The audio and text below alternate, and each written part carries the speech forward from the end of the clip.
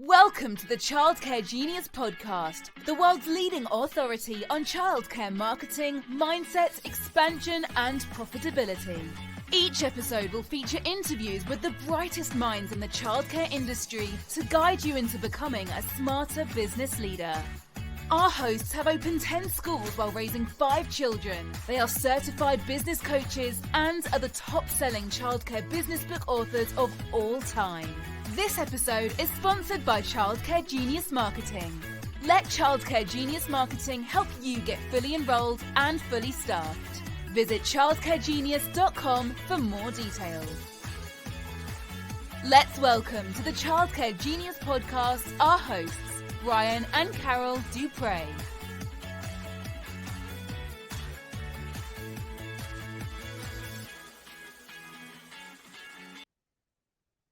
Welcome to the Childcare Genius podcast. We're your hosts, Brian and Carol Duprey. Thank you so much for joining us today. We got a nice episode today planned for you, talking about the area called diversification. You want to diversify, create more revenue, so you don't put all your eggs in one basket. That's why we're going to talk about this today. If you have one school, you have no additional revenue streams, you are held hostage. Anytime there's a government shutdown and you're a subsidy related, anytime the subsidy could be delayed, parents not paying their bills, like you're hostage sometimes. What if you have a mill or a plant in your area and it shuts down and you only have one center there? So a lot of times economic forces can play on you that way. And for the first area we're going to get into is expansion. So opening multiple schools. Now, some of you had one school for 35, 40 years. You're happy with that? Don't listen to what I'm going to say here. But if you ever thought about opening another school, which we've done, a second through 10 schools opening up. Some were great, some were not so great. We learned that the hard way, and we had some home runs that we hit too. But we're going to talk a little bit about expansion as well, because it doesn't have to be difficult. Every one that we did got easier and easier after the second one. The second one is the hardest. So let's talk about that. So the second school is hardest of all the schools we've opened. And every client I've ever had, they've all agreed with me. Number 2 is the hardest. Why is that, Carol? Because the first one, you started and it was your baby and you gave your all to it, and it's hard to let it go. Yep. And you give it your all, right? Sort of like your first child. Right. Gets everything in you. You spoil it, you baby it. By number 5, you're like, oh, you want to play with broken glass? Just go, right? It just got easier to parent because you had a little more. But also, when your first baby goes to kindergarten and you don't get to see them anymore, it's kind of the same thing. Yeah, kind of, sure. So expansion, it gets easier after number 2, but so many people, I think 85% of childcare owners never get to the second school because they're afraid to let go of the first. Let's talk about that a little bit. So letting go. You're saying, if I work 50 hours a week at center number 1, how could I ever find time to open another school? That's the first problem. You say, I don't have another 50 hours, Brian. How do I do it 100 hours? I've heard that time and time and time again. Delegation. It does. Actually, it takes less time of yours to have 2 schools than 1. It takes much less time to have 5 schools than 1 or 2. And it takes a whole lot less time to have 10 schools than 1, 2, 3, 4, 5. That makes absolutely no sense to the common person. All right. You're listening to this, you said, Brian, that makes absolutely no sense. And here's why it does make sense. Because when you have 1 school, you can do everything. When you have 10 schools, you can't do hardly anything. Everything has to be delegated.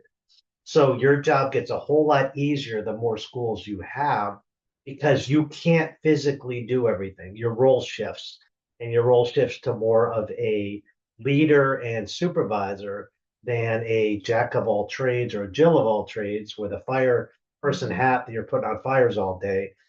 You hire somebody to put out fires for you, which we've done, which we don't put out any fires. We've got a very small footprint on what we do in our business, but it still runs without us. We just have people that handle the fires now instead of it. And that comes with growth. Right. The more income you make, the more revenue, the more profit you could invest back in your business. So don't be afraid to open number 2. We can help you. Child Care Genius University exists to help people go from 1 to 2 to 10 to 20 to 25 to 30, whatever you want. We have clients at all different range levels. So don't be afraid to ask for help, because you Right. don't know what you don't know. And we didn't know how to do number two. We just kind of we didn't have much money then. We talked to the guy that we know owns a building and say, hey, can you help us out? And he helped us financially and made a deal with him. And that center was open for a few years. We didn't we didn't make too much money in it. We didn't lose anything. It just wasn't profitable enough. So we ended up closing that a couple years after 6 or 7 years. But anyway, and again, market forces change. But that was a learning experience. Center three, we had a big home run. I think that was our most profitable one. That was the Perry Road location. We still have it open today after 12, 13 years. We kill it there. So sometimes you got to get through a couple good ones. Sometimes you hit a home run, sometimes you strike out. Well, we know about the childcare deserts and Yeah. doing your market research and all that stuff. Yeah, the stuff we teach now, we didn't know, and we teach it because we made mistakes doing it. So let our $1 million losses be your $1 million successes. And that's what Child Care Genius University is all about. You should check it out. So the next area of diversification is real estate. So real estate is an area that Carol and I have, thanks to Carol, gets all the credit, have been really heavily involved in for the last 12 years. We own millions and millions of dollars worth of property now. A lot of them are paid for because we work really hard. And guess what? The tenants pay all the mortgages. So that's Right. the cool part of it until they're paid off. And they help you build equity and lots of equity. That equity helps us buy more properties. Exactly. So the first area is to buy your own daycare building. That's the first area of real estate you need to do. If you currently lease now, center number two could be the first you own, or center number three. Or in our case, I think the first one we bought, we had 7 schools before we ever bought the first one. And if you currently rent the house that you live in, try to find a duplex or something that you can buy and have one tenant help pay your mortgage. Yeah, you can live in it one side, pay on the Yeah. other side. Our children are working on it right now. We own 3 duplexes. They're selling to 3 of our children, so they'll start out. They'll have a mortgage, and their tenant will 100% pay their mortgage. It's their first investment property. That's how we started, Yeah. just a 2 unit, and we just grew from there. So it's good. Take your daycare profits as you expand. Take your daycare profits, buy some investment property, and that way you're diversified. Things, you never know what's going to happen with childcare, and you cover your bases. Your market could change, your state could stop, doing subsidy, cut grants off. They could change the market rate at any time. So you don't know what's going to happen in your childcare. It's best to protect yourself with multiple revenue streams. Being diversified is one way to protect yourself. And the coolest thing is to create long-term assets for your heirs. Your kids might never want to take over your childcare center, but they're not going to turn away that monthly rental income from a childcare center if you pass away. That money's going to come in and pay your kids, pay your grandkids. It's going to appreciate in value worth a whole lot more after you're gone than it's going to be while you're still alive. So we have a never sell philosophy. We never sell our real estate. We only just buy it and we pay it off and have that monthly recurring revenue, buy more property. But that after we're gone, going to pay our grandkids college education, our grandkids businesses they want to start, and pretty neat, isn't it? Yep. And if you buy your daycare building and decide that you want to sell later, keep the real estate, rent it out to the new owner. Yeah, it's retirement income. I look at real estate as a retirement income, a very nice retirement income. Let's look at some additional revenue streams. So we've had clients that do a couple different things to raise additional revenue. We wanted to share some of the things with you. We have a few clients who have sold their curriculum in the past. They come up with this really, really good curriculum. We thought about doing this at one time, but never went anywhere with it. But actually, like putting it together, trademarking it, and marketing it to other people. Yeah. Pretty good idea. Another one is a laundry, diaper service. Parents drop off their dirty clothes in the morning. You have we have people with like commercial washers and dryers in their building, and they wash the clothes, do a wash, dry, fold. or a diaper service where they do the cloth diapers. Yeah. And also a diaper service where they buy the disposable diapers from the school. School buys them in bulk and turns around and sell them to the parents. We've seen that as well. So there's different things you could do on the laundry side. But I think the biggest moneymaker I've seen so far is the wash, dry, fold that you could do for them while they're there. I don't know if the parents are parents would be a little funny about their childcare teacher doing their underwear or not. But when it's convenient. Right. Convenient for them. We've had people package meals before for parents and put together box meals and sell them to parents on their way out. We've seen that before. Coffee service and donuts in the morning. Granted, we probably want to do that free for people, but you could also have a little breakfast at your charge, like a little snack bar. But there is the one center that had the coffee. Yeah, we do. We visited a school in Washington and had a coffee shop with a drive-through window attached right to the childcare center. It was a walk-up window, it wasn't a drive-up window.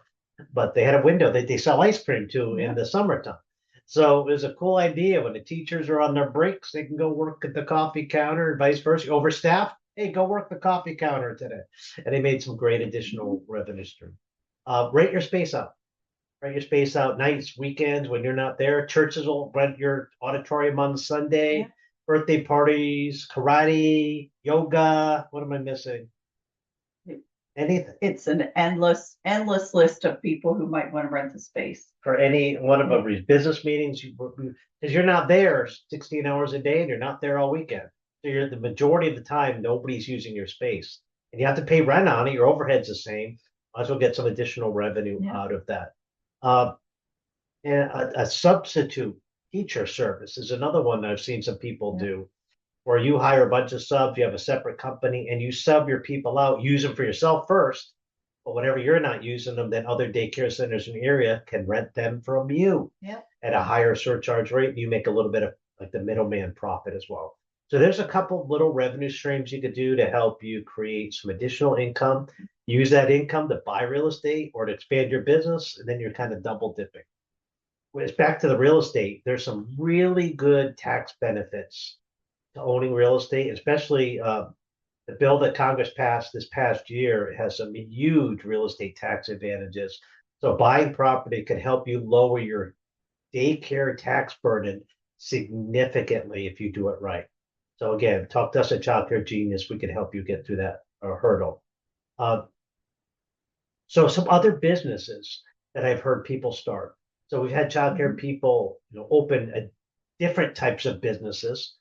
We have one client actually a couple clients who have started strip malls and put a childcare center in their own mall, but they have other businesses attached. We have several people who just bought. We have one person who bought an office complex, and they're putting their childcare center in that. We had one person buy a office complex that had a daycare in it. Then when the daycare's lease is up, they said, bye, and they took over the space. So, I mean, that's buyer beware. If you lease a space, that could happen to you as well.